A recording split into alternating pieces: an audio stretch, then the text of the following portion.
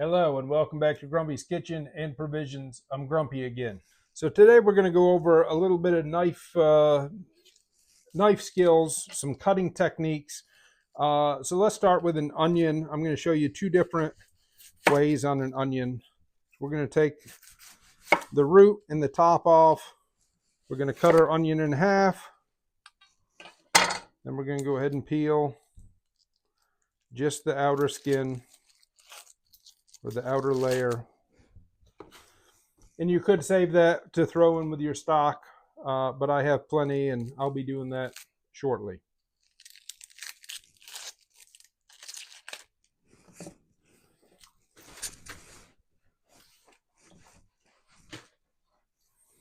Okay, so let's talk first about Julienne. So we have the onion like this. So you could go top to bottom or side to side. It really just depends. So if we go side to side, your onion is going to look like this. Okay, if you go end to end, your onion's going to look like that. So it really just depends. It doesn't really matter. They're both considered Julienne. It just depends on your application, what you're looking to do. So if you were julienning, so there's a couple ways, just like I was showing you here, to pick the knife up and go down. So that's if you practiced a lot, but until you get to that point of proficiency, you would normally keep the end of your knife on the counter and use it as a pivot point.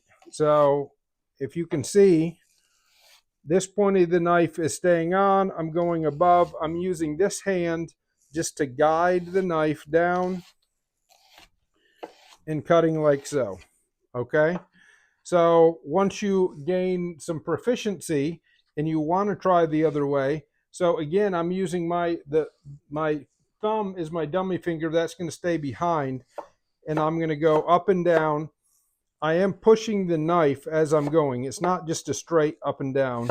So I'm pushing. So the same thing, we're getting a julienne the same way. It just depends on, and how do you get proficiency? You practice it. Okay, so that's the only way to get better. As I said before, it doesn't matter how expensive your knife is. The only way to get better cutting, chopping is to practice. So the next thing, let's talk about a dice. And there's a lot of debate out there about how to dice. So in most restaurants, so you would cut, and this is for smaller dice. If you were Brunoise, which is a very small dice, you would cut your onion this way, across ways, 2 or 3 times. And a lot of people say, well, you don't have to do that because the onion already is separated. But if you want smaller, consistently smaller, you would start with that process. And then you're going to take your onion and cut it this way down to whatever size you're looking. Like you say, I'm going with a Brunoise cut. So we're going smaller. Okay.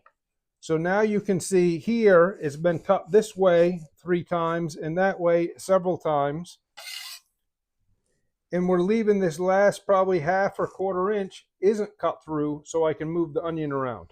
So then you're going to just slice down the onion. So then you have these little tiny pieces, and the cross cuts do make a difference because it makes it smaller than if you just went the other way. Okay, is it essential, especially if you're not doing a very fine dice? No, it's not. But if you're doing a fine dice, going the other way is pretty important. And in most restaurants, that's or culinary school, that's how you would be trained. Okay, so we'll just finish that up. And again, I'm using my knife. I'm going down through. Okay, now when we get to this last little bit, I'm just going to cut across 2 or 3 times, turn it, and cut it like so.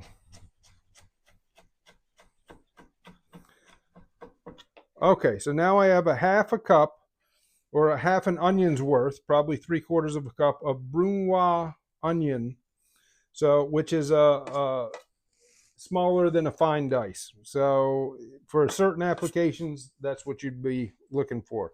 I'm going to put all my onions together. But the best way to practice anything, especially using a knife cutting, find something cheap, like an onion or a carrot. So here's a carrot, not even peeled. Who cares? Because I'm not going to, I could put this after I'm done, throw it in all my stuff to make stock out of. Doesn't have to be peeled or washed. It's all going to boil out. So if you're going to practice your knife skills, get something cheap like this. So start, again, I'm using these fingers as a guide. So my knife is resting on this knuckle right here. And then I'm just going to use this as a pivot point, and I'm going to go up and down. You see the knife is going forward. Each slice, the knife is going forward, if you can see. And this finger is slowly moving back each time it goes down. My finger is going back the appropriate amount in my mind and all that comes from practice. So we go back, if we're going, 1/8 inch, 1/4 inch. And then if you want them bigger, 1/2 inch, I would move my finger appropriately to 1/2 or 1/4, whatever size you're talking about. So that is the safest way, is to use this pivot point of the knife and go up and down and just practice. That's the only way to get better at anything. So now I have carrots all over Grumpy's kitchen, but that's how it goes. So the other thing is you can practice your Brunoise or your dice on a carrot would be to take this chunk, go this way. So the safest way is to go down that way. Now turn it so it's on a flat surface. So now you have better control. And then whatever size you're looking for, if you're looking for a 1/4 inch or a small dice, or you could do a Brunoise, the same thing, which is going to be like 1/8 of an inch. You're going to cut your carrot down like so. Now you're going to take it the other way. If you're going to do a dice, now you're going to go this way 1 or 2 times. And if you were doing something real fine where you didn't want, you would take these end pieces, they'd be used for stock. You would just use your center pieces. You would square them off. If you were in a fine dining restaurant, you'd never see any rounded edge. So they would really just use all the squared off pieces. And then you take it the other way and go across. So there you have. So this is considered a fine dice, 1/4 inch by 1/4 inch, fairly consistent. But again, these are the only way you'll get better at something, is to practice them. So there's a couple ways. So like I say, if I were in a fine dining restaurant, I would take this end, the rounded end, throw it off, square up my other piece like so. So that's all I have, is a squared off piece. Now I can be 100% precise. So say I was going to do a Brunoise. Okay, so now I have approximately my 1/8 inch by 1/8 inch. Then I would turn it this way and I would chop it like so. So again, when you're doing soups and stews and stocks, these aren't essential. But when you get into your fine dining restaurant where you're paying the big money, of course, I expect precision. I expect the knife skills. But that's really the only time you're going to see like real fine, precise things like that. So that's a Brunoise of carrot. Here's a Brunoise of onion. And here's a small dice of carrot. And then if we were just doing a medium dice, we'd just cut that in half, and about a 1/2 inch, 1/2 inch. Okay. So here we have a small dice, a medium dice, and a Brunoise. So just so you can see, again, these aren't peeled or whatever, just giving you a couple of little information. And then we have a Julienne and a Brunoise of onion. And again, if you are going to Brunoise an onion, you do the cross cuts first. But there you go. Just another quick knife tip from Grumpy. And until next time, I'm Grumpy and grateful for you to continue to follow, like, and share.